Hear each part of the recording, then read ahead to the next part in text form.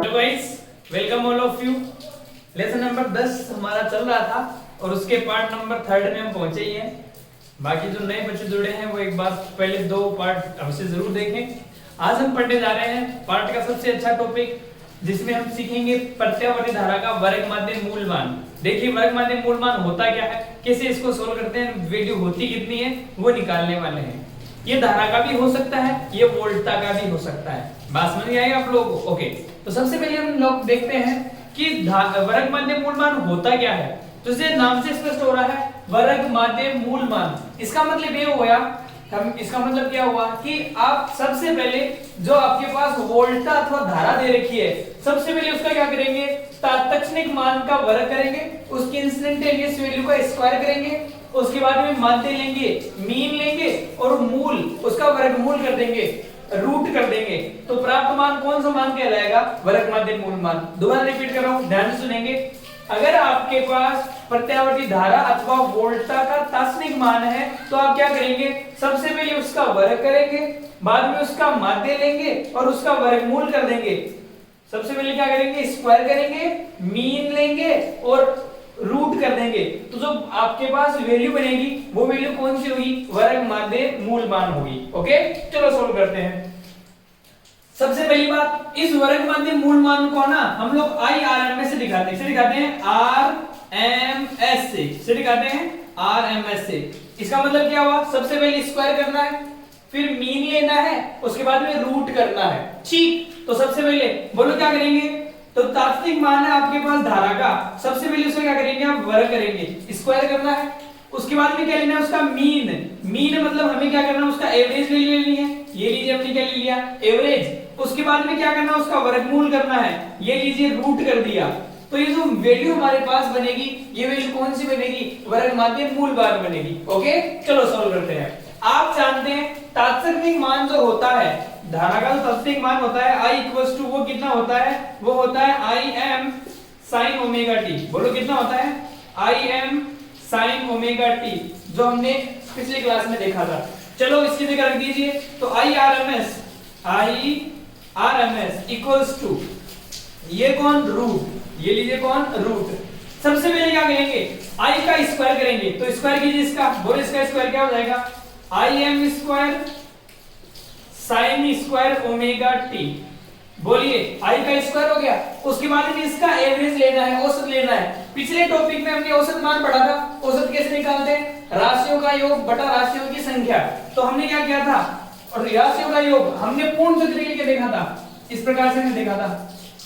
यहां क्या था, 0 था, यहां पूर्ण चक्र में t था, ये आवर्तकाल t/2 था, ये t/4 था और ये 3t/4 था।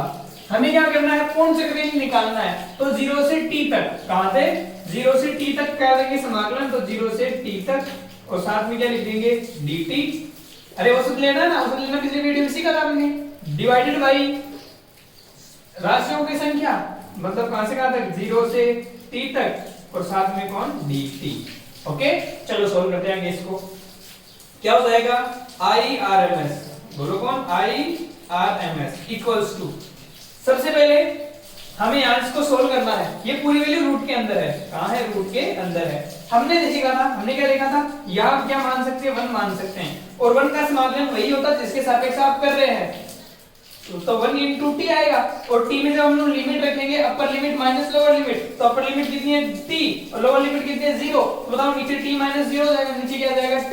अच्छा, यहाँ जब हम लोग समाकलन करेंगे t के सापेक्ष, तो बताओ Im स्क्वायर कौन है, कांस्टेंट है, तो Im स्क्वायर आ जाएगा बाहर। तो बताओ क्या हो जाएगा, रूट में, बोलिए सबसे पहले ऊपर को बाहर कौन आ जाएगा, Im का स्क्वायर, तो Im स्क्वायर आ गया बाहर। ये लीजिए डिवाइडेड बाई नीचे कौन है, 1 into t, नीचे कौन है, 1 into t। तो 1 का समाकलन वही होगा जिसके सापेक्ष कर रहे हैं, तो 1 into dt का समाकलन t, और लिमिट रखेंगे तो t - 0, नीचे क्या जाएगा, t आ जाएगा।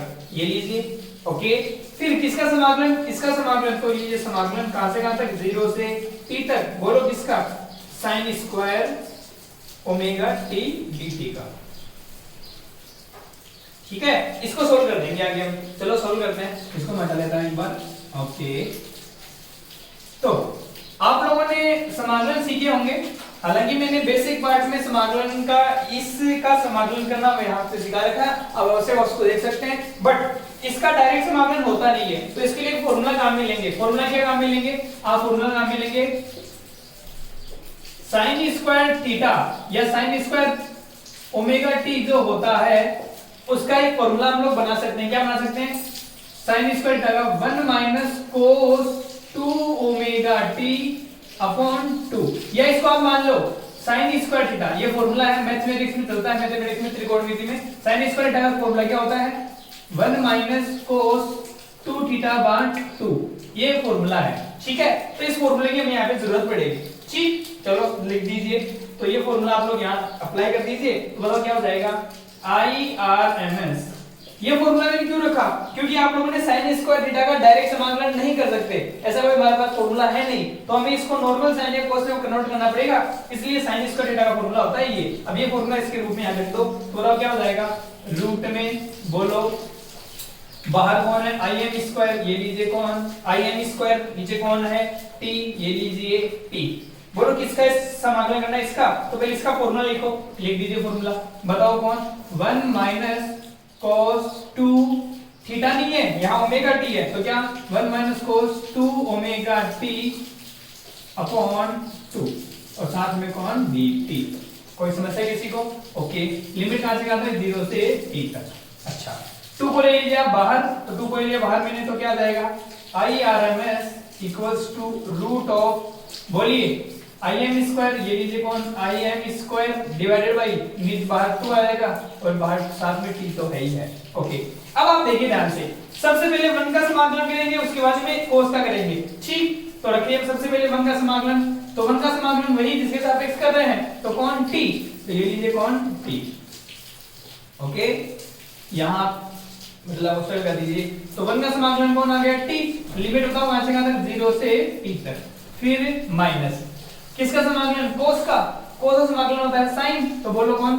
cos का समाकलन कौन? sin, और साथ में omega t, sorry cos 2 omega t।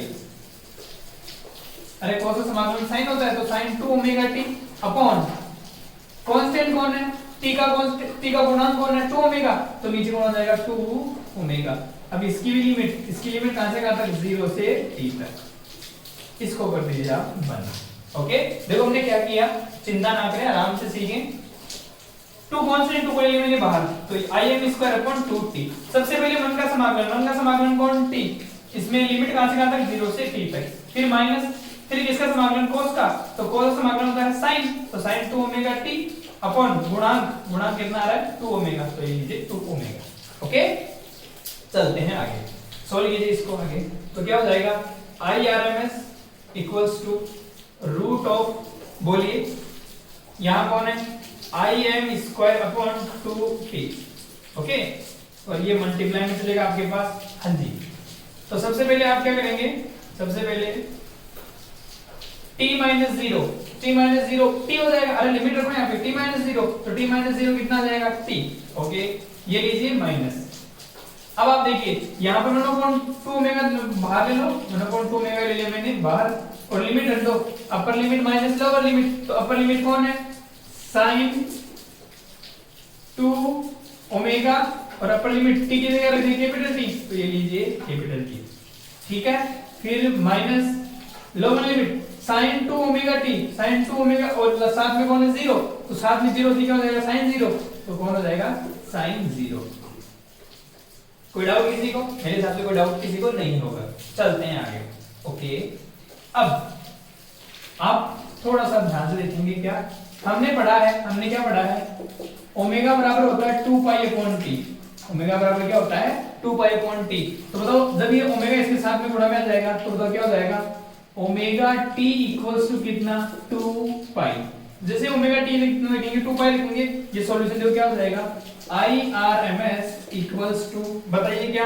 Root of, ये लीजिए रूट ऑफ, बताओ कौन? im स्क्वायर, ये लीजिए im स्क्वायर अपॉन नीचे कौन है? 2t। ओके, साथ में कौन है यहाँ पे? t। ओके, फिर माइनस का 1/2 ओमेगा।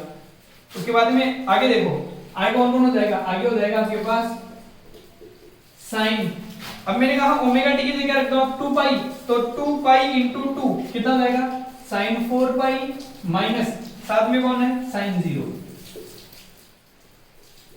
ओके सर आप जानते होंगे, आप क्या जानते होंगे, आप ये जानते होंगे sin 0 का मान 0 होता है और sin 4 पाई का मान भी 0 होता है। sin 4 पाई का मान 0, sin पाई, sin 2 पाई, sin 3 पाई, sin 4 पाई, sin n पाई की वैल्यू कितनी होती है 0। तो अब मैंने लिख देना साइड में क्या sin 4 पाई कितना होता है 0 और sin 0 भी कितना होता है 0। जैसे ये 0 तो ये 0 क्या बचेगा यहाँ पे केवल t बचेगा, केवल कितना बचेगा t बचेगा। तो बोलो क्या हो जाएगा IRMS इक्वल्स टू बताओ कितना रूट ऑफ बताओ कौन Im square upon 2t into साथ में कौन आ जाएगा आपके पास t। क्या t से t कैंसिल हो जाएगा, यस सर t से t कैंसिल हो जाएगा। बताओ क्या हो जाएगा IRMS इक्वल्स टू बताओ अब ये रूट में से बाहर निकल जाएगा तो बाहर तो कौन आ जाएगा Im और नीचे क्या बचेगा रूट में 2। तो ये वैल्यू बन गई आपके पास कौन सी वैल्यू RMS वैल्यू। तो याद रखेंगे RMS वैल्यू का जो मान होता है वो अधिकतम वैल्यू का कितना गुना होता है 1/√2 गुना होता है। ठीक है एक छोटी सी बात, अगर आप इसमें 1 में √2 का भाग देंगे तो ये वैल्यू आएगी 0.707। आप सोल्व करके देख लेना तो ये वैल्यू कितनी हो सकती है 0.707 और साथ में कौन आ जाएगा आपके पास Im। तो याद रखें, आप क्या याद रखें धारा का जो वर्गमाध्य मूल मान होता है वो अपने अधिकतम मान का कितना गुना होता है 1/√2 गुना होता है। ठीक है अच्छा एक विशेष बात और, विशेष बात कौन सी है याद रखेंगे आप, यहां से अगर आप Im की बात करें, यहां से अगर किसकी बात करें आप Im की बात करें तो बोलो Im कितना हो जाएगा, Im हो जाएगा देखो कितना √2 इंटू IRMS, √2 इंटू IRMS।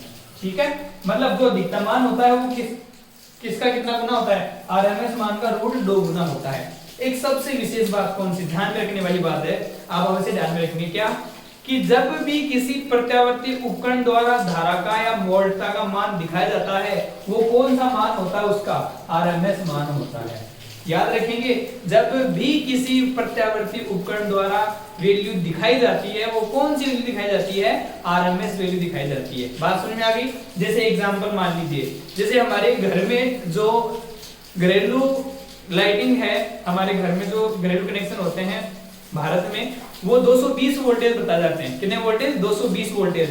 तो वो जो वैल्यू आ रही है 220 वोल्टेज वो 220 वोल्टेज कौन सी वैल्यू उसकी RMS वैल्यू है। तो वो जो VRMS की वैल्यू होती है ना भारत के लिए वो कितनी वोल्टेज है 220 वोल्टेज है। ये इसका अधिकतम मान नहीं है, याद रखें ये इसका अधिकतम मान नहीं है, ये कौन सा मान है RMS मान है। समझ गए। इसका अधिकतम मान तो कितना हो जाएगा, इसका अधिकतम मान तो इसको किससे गुणा कर देंगे √2 से गुणा कर देंगे। बात समझेंगे आप लोग। ओके तो याद रखेंगे प्रत्यावर्ती उपकरण द्वारा जो प्रदर्शित किए गए मान होते हैं ना वो कौन से मान होते हैं RMS मान होते हैं। ओके तो ये था आपका मेरे प्यारे बच्चों एक बहुत शानदार सा बेहतरीन सा टॉपिक जिसमें हमने क्या सीखा है प्रत्यावर्ती धारा का वर्गमाध्य मूल मान RMS वैल्यू। और हाँ एक छोटी सी बात, आज आप लोगों को थोड़ी सी एक्स्ट्रा एडवांटेज नॉइज सुनाई दे रही होगी। इसका रीजन ये है कि बारिश आ रही थी, काफी देर से मैं वेट कर रहा था बट बारिश रुक नहीं रही थी तो और मेरे को आप लोगों तक वीडियो पहुंचाना था इसलिए मेरे को इसी टाइम पे बनाना पड़ा। ओके कोई बात नहीं, आप थोड़ा सा मैनेज कर लेना, कोई समस्या नहीं है। ओके चलो ये आप लोग यहाँ पे सोल्व करते हैं, फिर हम लोग चलते हैं अगले लेक्चर में, मिलेंगे हम लोग नेक्स्ट वीडियो में। तब तक के लिए गुड बाय गुड लक।